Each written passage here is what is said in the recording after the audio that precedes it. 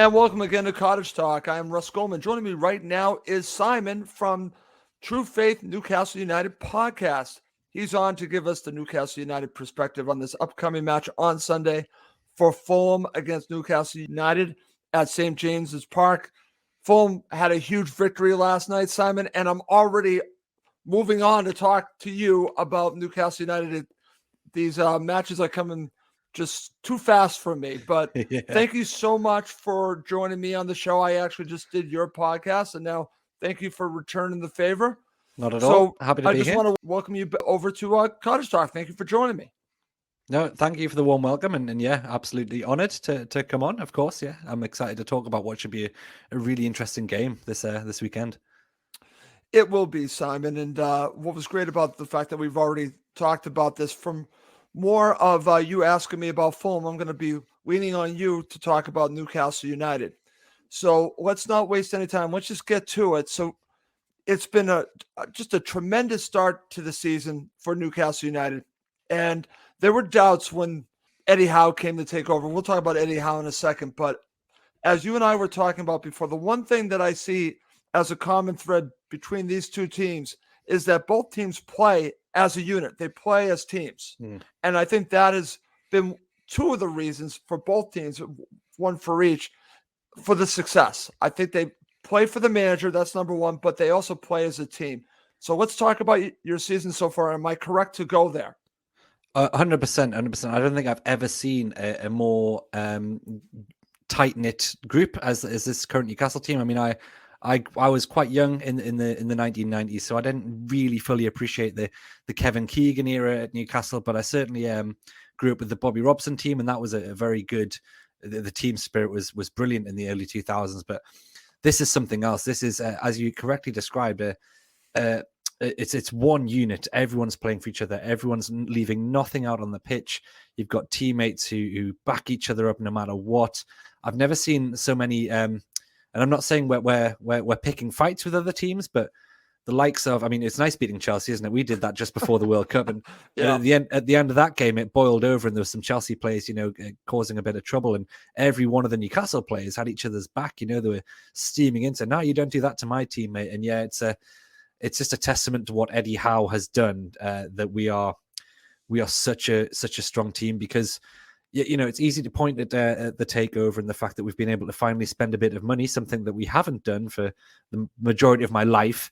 But it's the existing players. It's the players that had given up under the previous manager, had given up under the previous regime. It's the turnaround in every one of those players. It's the improvement of the existing squad players, the players that people said weren't Premier League quality, and look at where we are in the league. Look at what Eddie Howe has done. So yeah, it's a wonderful, wonderful time to be a Newcastle supporter.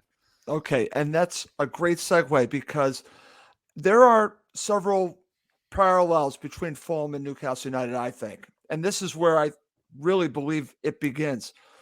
I already talked to you on your show about the two managers and the similarities to how the players are playing for their managers. But there's something else that I think is massive. You talked about how a lot of the players that you had, I guess you could say, maybe underperformed under the former regime, the former manager or managers. Same thing with Fulham here. So let's talk about Eddie Howe, because the one thing I can tell you when we talk about Fulham is the improvement of so many players under the coaching of Marco Silva. Joe Linton, Almiron, so many players are seeing their games improved under Eddie Howe. I don't think it's an accident. Not at all. Not at all. Yeah, Joe Linton and Almiron are probably the two standout performers this season and last, to be fair. Joe Linton, the entire Newcastle fan base had written off as a complete flop. This guy is not good enough for the Premier League. This guy will never make it as a footballer at this level. How wrong were we?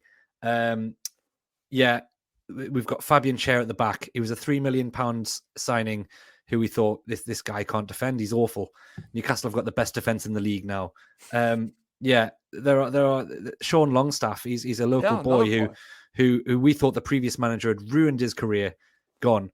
Before at the end of last season, we had Kieran Trippier had just come in. Obviously, everyone knows Kieran Trippier's quality. You can't Eddie Howe probably hasn't improved him. He was already a great player, but he got injured for the vast majority of our recovery at the end of last season. And we have this Swedish right back called Emil Kraft. Again, if you asked a Newcastle supporter this time 12 months ago what they thought of Emil Kraft, they would have told you he is not good enough to play professional football. By the end of last season, you would have thought it unfair on him to put Kieran Trippier back in the team. Such was the improvement in him. So yeah, Eddie Howe improves football players. He's improved every one of those players. Miguel Almiron has hit the kind of form we thought we were getting 3 years ago when we brought him over from America. Right. And yeah, Joe Linton, not only is he incredible, but he can play in several positions that we just didn't know he had in his locker. And yeah, it's just the most satisfying thing about the Eddie Howe project so far has been the improvement of the existing squad of players. Yes, we've brought in some world-class talent, and I'm sure we'll talk about some of those, but we have also seen players who I had written off myself turn into world beaters, and it's wonderful. Right. And that's why I wanted to bring this up and start with talking about Eddie Howe, because I could say the same thing about Marco Silva, because there were so many players, Simon, that we written off at Fulham. And I mentioned to you, Tim Ream.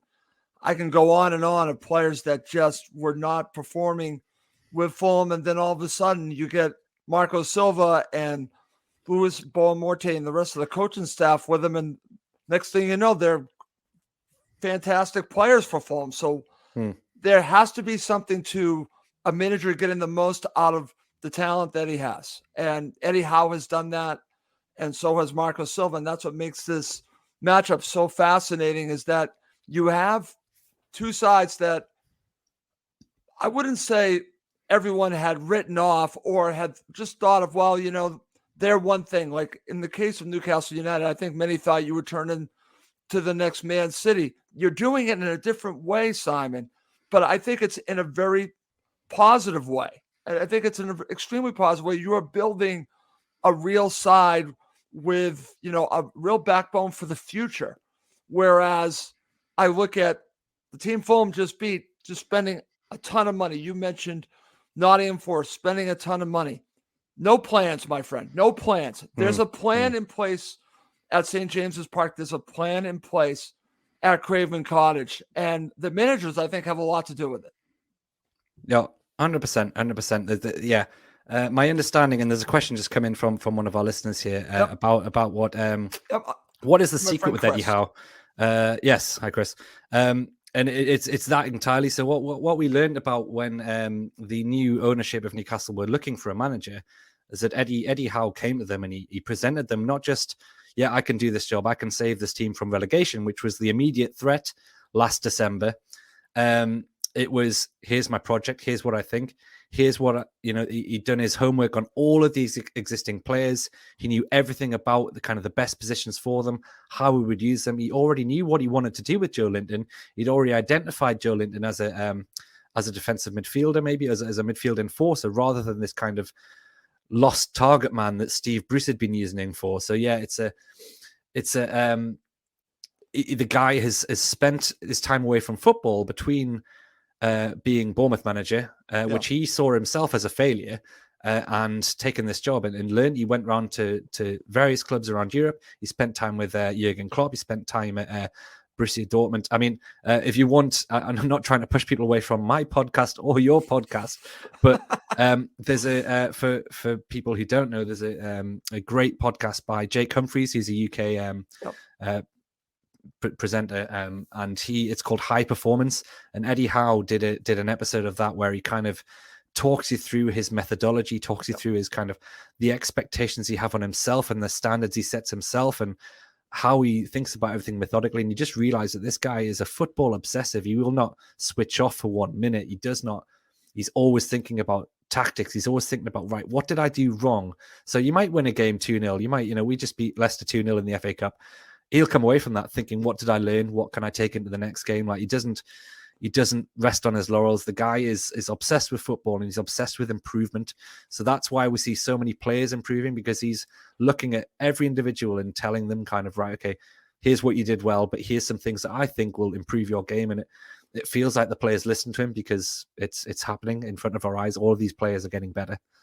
Right. And that's what's so key here, Simon. And I'm glad that you brought up the fact that he's really honed his craft by going to other places, to talking to other managers, to basically turn into what I would call maybe a complete manager, Hmm. learning what works best for him. And that, to me, I think is key to what's going on, because to teach the players to improve, he probably had to improve as well. And he needs to be able to be honest with himself, with maybe some shortcomings, and work on his craft. So it sounds like he did that. So now he can get the most out of his own players. And I truly believe that Marco Silva's done the same thing. Marco Silva was away from football, similar situation on that. And I think he probably took time as well to really think about what he did wrong and what he wanted to do in the future. And Hmm. he's done it with Fulham. So I don't think it's an accident that both of our sides are where we are, regardless of what people think. I want to share this from my friend Steve Reynolds, who's also a co-host. He says Newcastle, Fulham, and Brighton are the teams that have progressed against the odds. And this is all true. This is all true. If you look at Brighton, I'm sure many thought that they would fall off the face of the earth after Potter left, but that has been far from the truth, because the foundation was there. The foundation was already there. In the case of your side, the foundation is now being built just like Fulham. So that's what's interesting about what's going on. I know so many pundits concentrate on the Big Six. Simon, right now you're part of the Big Six, okay? And Fulham are actually in the six right now, which is Yeah. bizarre to say. So you've earned it. You've earned it halfway through the season. You've earned it. I'm talking about Newcastle United, and Fulham have earned where they are. It's not a fluke. It's not an accident.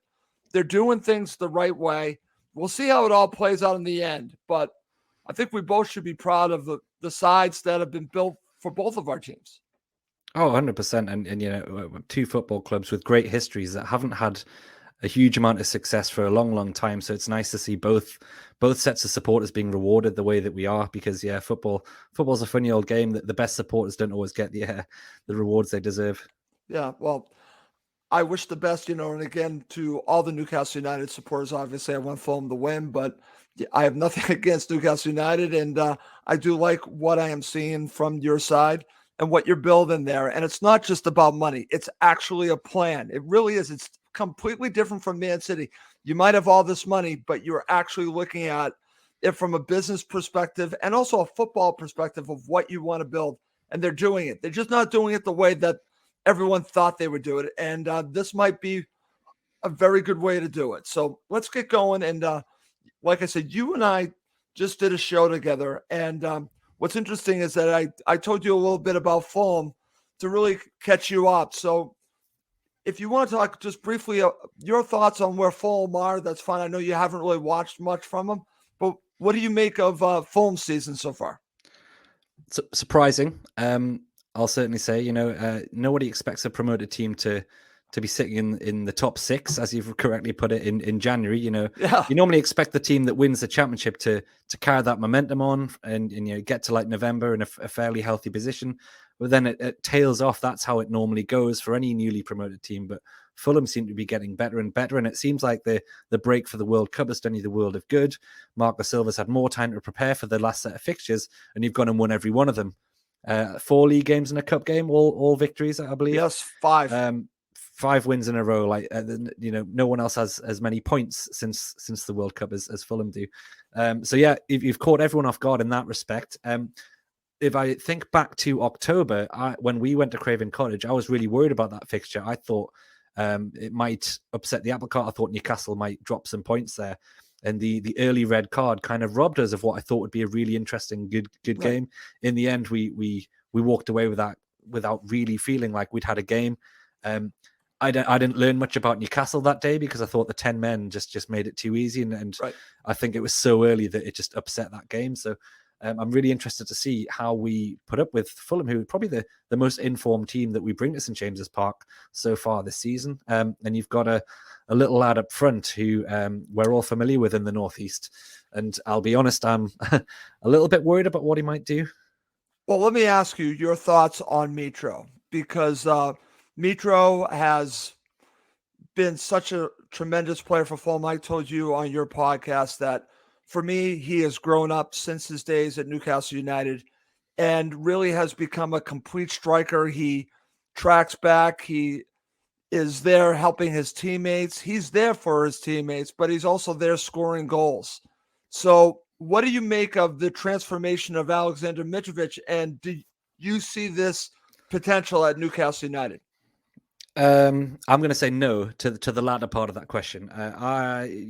He split opinion in his time in Newcastle, and it was 4 or 5 years ago now since he last played for Newcastle. It was a young raw player. At the time, we weren't a good team. I'll have to say that. He came under Steve McLaren, who didn't seem to know what to do with him. And to be fair to Mitrovic, actually, he scored 9 goals in his debut season in the Premier League. He was I think something like 21-year-old that we'd signed at the time, and Newcastle were in real trouble. We needed something more than a 21-year-old Serbian to hang our season on, and ultimately we got relegated.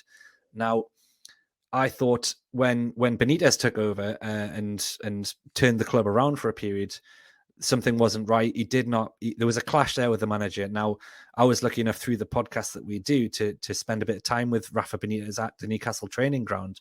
And he described Mitrovic as a very talented footballer who couldn't follow instructions, who was too hot-headed and perhaps wasn't the right fit for Newcastle at the time, because Benitez had limited resources as Newcastle manager, Right. Nothing compared to what we have now. And we had to play a certain way. It was very rigid. There was the way the team played, very defensive, very solid, and instructions and the way we played was very important to Benitez. And it seemed like Mitro just wasn't part of that. The main thing being that he was the only centre forward we had. He needed to lead the line, and he does this very well for Fulham. By the way, he would drop in, he'd collect the ball deep, but we needed someone on the last defender. We needed someone to give us an outlet, and he wasn't really performing that role for Newcastle.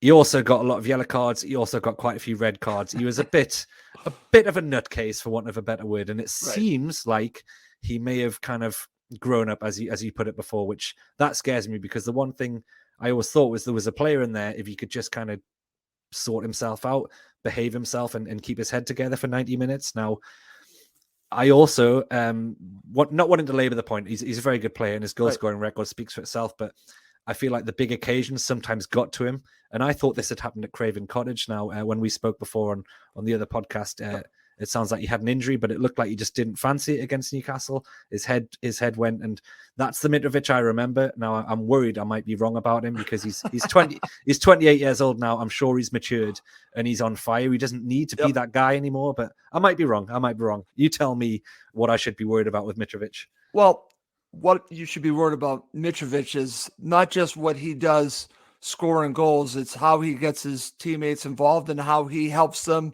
defensively as well. He will be involved in the entire match now, whereas he's not the player that I think you needed at the time. He's a target man.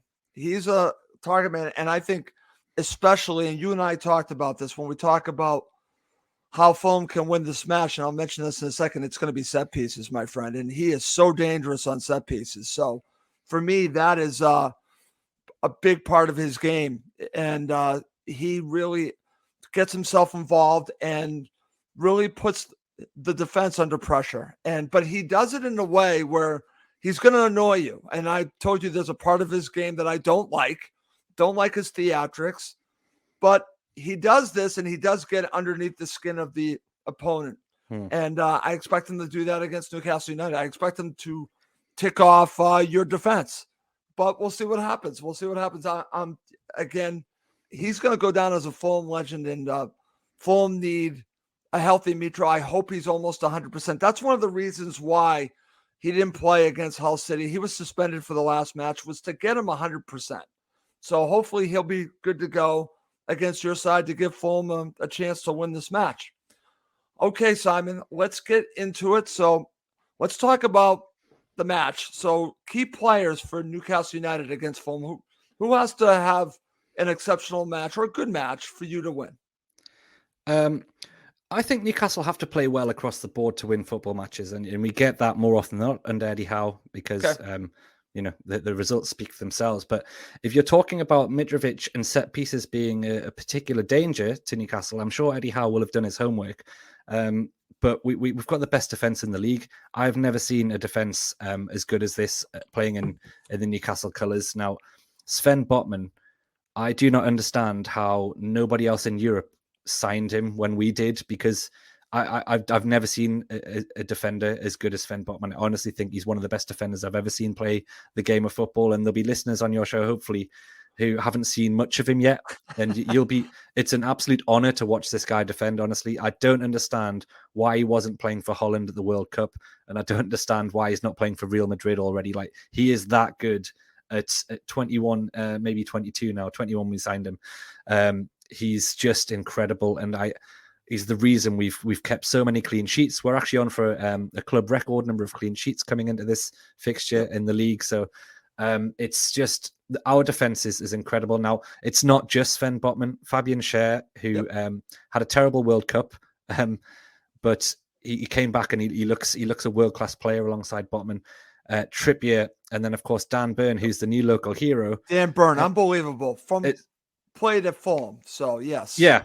A wild signing that nobody saw coming. You know, Brighton couldn't get in the Brighton team last season, and we just thought, he's just been brought in to kind of make up the numbers because we were a bit thin on the ground. But he's the first man on the team sheet every week, and with his height, Botman's kind of agility, Trippier's experience and influence on the game, that back four, and Nick Pope as well, by the way. Nick Pope is an underrated goalkeeper. And very good goalkeeper. £10 million we paid for Nick Pope, and he deserved his spot in the England squad at the World Cup.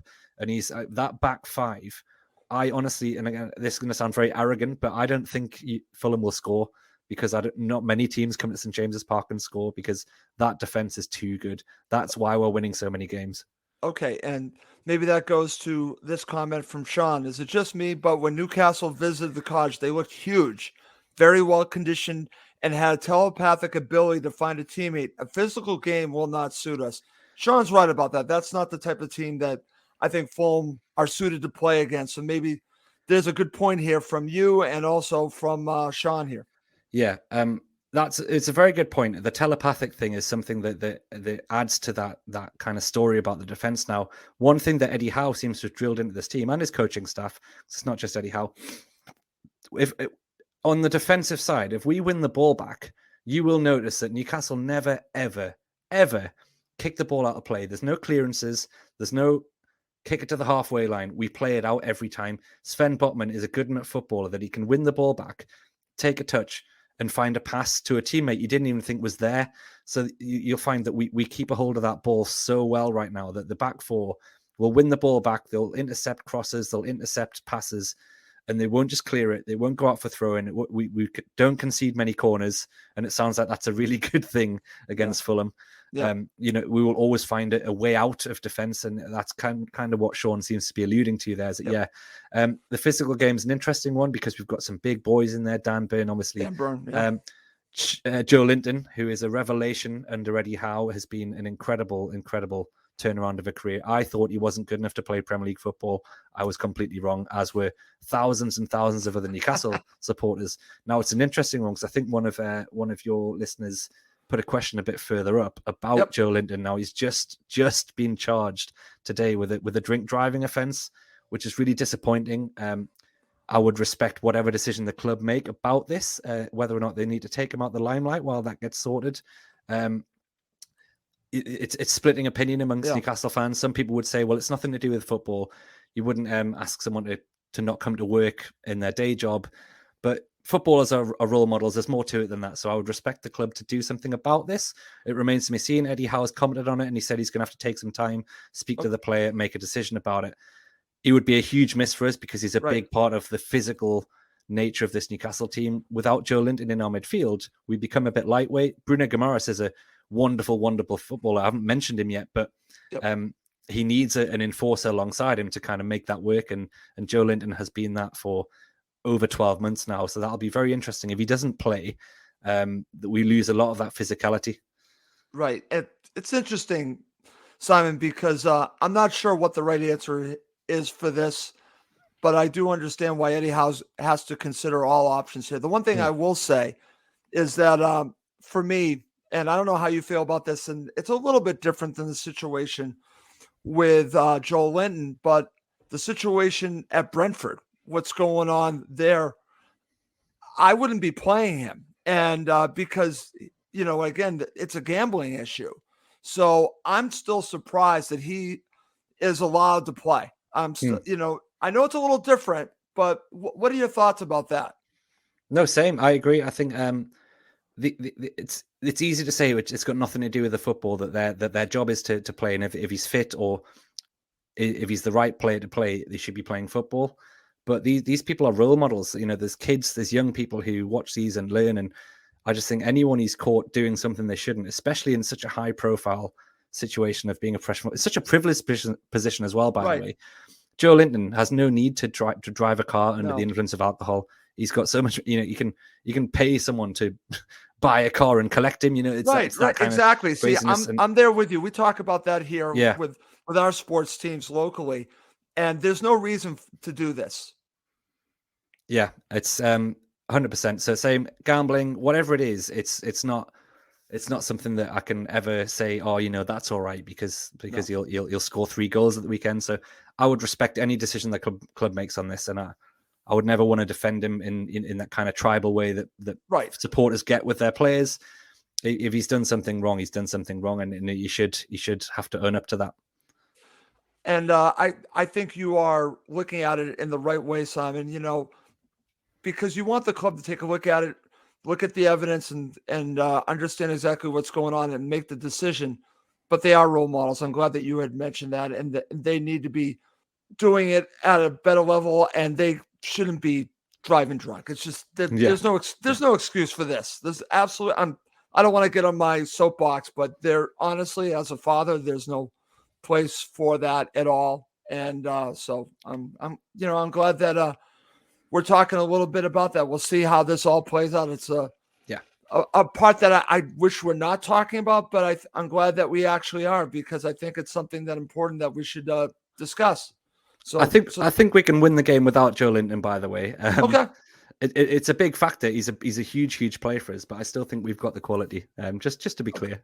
Okay. No worries, my friend. All right. So let's get to it. So how does Newcastle United win this match? Well, you've given me a bit of an insight on my own podcast moments ago, in that your left back is once again missing for this one, and it's going to be the young guy stepping in now. Miguel Almiron is in the form of his life right now. He can't stop scoring, and when he's not scoring, he's creating goals for his teammates. So that right hand side has been our absolute dream for weeks and weeks now. That's Kieran Trippier linking up with Miguel Almiron and linking up with Bruno Guimaraes. There's a telepathic understanding there. We've got Miggy with his pace, raw pace. He can get to the byline for anything. He cuts inside. He finds Bruno with a pass, and there's something telepathic about those two players in particular. You'll see 1-2s over and over again, in behind, into the channels, into the gaps, and we will create chance after chance in that way. What happens with Joe Linton remains to be seen. But if Joe Linton doesn't play, we've got Alan St. Maximin, who lots of Premier League supporters will be well aware of him. Yeah.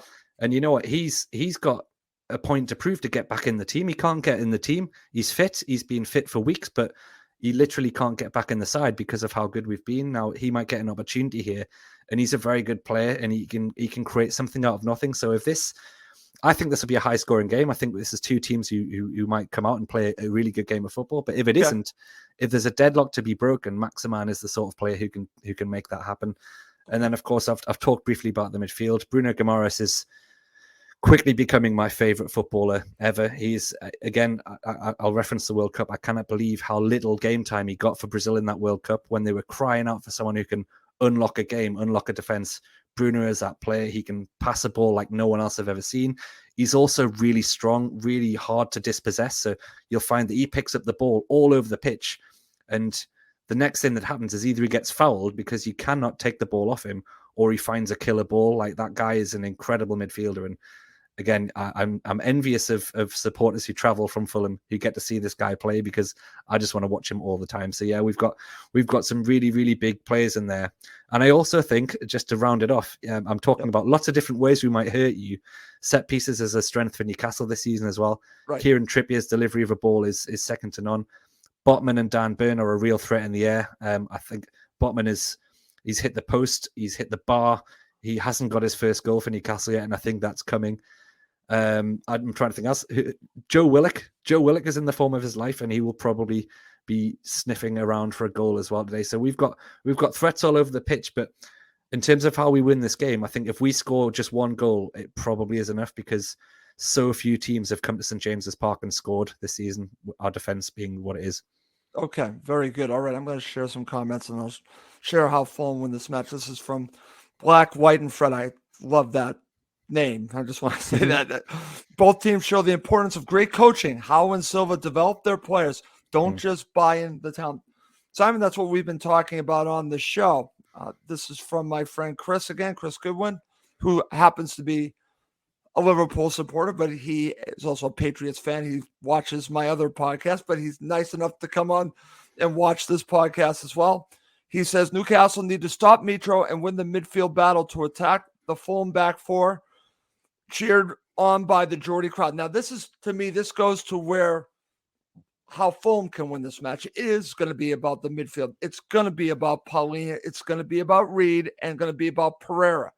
Pereira more on his deliveries on set pieces and also in crosses in the box, but it really is going to be on João Paulina to protect that back four and really just get control of this game. For Fulham to win this match, to win at St. James's Park, it's going to be very difficult. I think they're going to have to come out strong. You and I already talked about this. Marco Silva's already talked about this.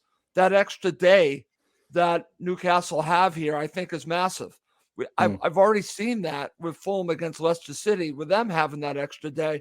That really hurt Fulham as the match went on. So Fulham have to start really strong. If they don't start strong, they're going to be in trouble in this match. And they're going to, I feel, going to have to score on a set piece. This is where they're most dangerous. And as Chris said, get the ball to Mitro as much as possible. So that's where I'm going on that. And actually, I'm going to share this, and I agree with Cameron here. Time for Manor Solomon. Yes, it is time for Manor Solomon. I'll mention that in my starting 11. Okay, Simon. Coming up next to end the show, Simon and I will go through our starting 11 and we'll give our predictions. Okay, Simon, let's finish this up.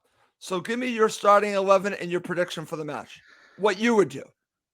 Yeah, okay. I mean, Eddie Howe has been very, very consistent with his team selections. Very little changes from a winning side. He rewards winning sides with keeping them in the team. You know, if the players have earned the right to stay in the squad, they do.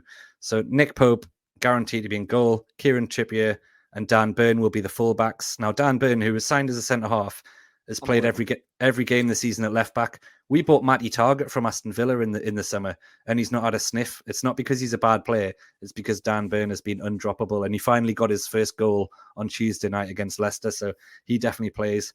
Botman and Cher I've already talked about at centre half. That back five picks itself. Unless there's an injury I don't know about, and I'm not hearing anything that says there is one, that back five will play. And that for me, I'm smiling because that gives me the confidence that we will win this game, because if those back five are playing, I just can't see Mitrovic, and I know he's a real threat, but Sven Botman will be the that'll be a great battle. I can't wait to see it. Okay. Excuse me. Our midfield three will be the same: Longstaff, Bruno Guimaraes, and Joe Willock, all in excellent form, all pretty much, you know, they went man for man with Arsenal last week. And there's no reason they can't go again. Like I say, we played on Tuesday. You guys played on Thursday. So I'm pretty comfortable that they'll have recovered and all three will play again. Excuse me. And we have I think the team will be the same as it was on Tuesday, honestly. Miguel Almiron, we've talked about him. He'll definitely play. The guy has got unlimited energy. Watch out in the 85th minute when both teams are starting to tire. Miggy will be running around like a headless chicken, as he does for 90 minutes. The guy's got an unlimited tap of energy, and that really helps us late in the game. If we're still looking for a goal, he's there, he's doing the work. Callum Wilson is an interesting one. His fitness has been his kind of Achilles heel for his entire career. You don't often get more than 30 games in a season from him. We've had 2 big cup games in the last week, but I'd like to think he probably plays. He'll certainly start the game. He might not last the full one. However, we've got a £65 million Swedish international striker who we've really not seen play because he's been injured. So Alexander Isak will make an appearance in this game, and I'm excited about that if we need him. The left-hand side is it's all about what happens with Joe Linton. If Joe Linton gets the nod, he'll start the game. If the club decide to take him out the firing line for many reasons, including it being the right thing to do potentially, I think Alan St. Maximan, he's came on as a sub 4 times in a row now, might start the game because he hasn't really been given the opportunity to show Eddie Howe that he's worthy of that spot. But he's a really, really talented footballer, so I think he comes in the team if Joe Linton doesn't. But I honestly think it's quite likely that the same team that played on Tuesday night plays again, and that fills me with confidence because if it's that 11 and the intensity with which we put Leicester to the sword on Tuesday, the way that transpires when at the start of the season we started very slowly. Eddie Howe plays a pretty gung-ho, high intensity, high press, and he tries to get that out of the team for 90 minutes. Now, at the start of the season, that wasn't happening. We lasted 60 minutes, maybe in the first few games. Then you were seeing it go on a bit longer, maybe 80 minutes. And then by the middle of September into October, we were just outlasting teams, outpressing teams, and winning football matches for fun. I think the Craven Cottage game on the 1st of October was kind of the start of that. It's happening again. We came back after the World Cup. We were a bit slow. On Boxing Day, we blew Leicester away, but Leicester were poor. We then couldn't break down Leeds. We struggled against Arsenal after about 60 minutes. We got knocked out of the FA Cup by Sheffield Wednesday. But each game, this kind of high energy, high pressing has been improving and improving again. So I think we're just getting better and better. And if that team plays again, there'll just be an improvement across the board. And I'm really, really confident. I'm sorry to say, I'm really, really confident that we come away 2 or 3-0 winners here. Okay, so that's your prediction, 2 or 3-0 to Newcastle United? That's it, yeah. Okay. All right, well, now I'm going to give you my starting 11. I'm going to go with Bernd Leno as your goalkeeper. On the right, I'm going to go with Kenny Tete. On the left, it's going to be Levin Kurzawa because Anthony Robinson can't play. For the 2 center backs, this is what I would do. I would go with Issa Diop and Tim Ream. He might go with Tosin again, but that's what I would do. Then I would go, and it'll be the middle 3 that picks itself. It's going to be João Palhinha, Harrison Reed, and then, of course, Andres Pereira. This is where I'm going to change it up. I'm going to go on the left, Willian, who's been incredible for Fulham. On the right, I'm going to say Manor Solomon starts on the right. Now, many people don't see that happening. I think that the precursor was the Hull City match to set him up to play on the right, because I think he can play on the right, even though he's a left-sided winger. I think he's going to play on the right in this match.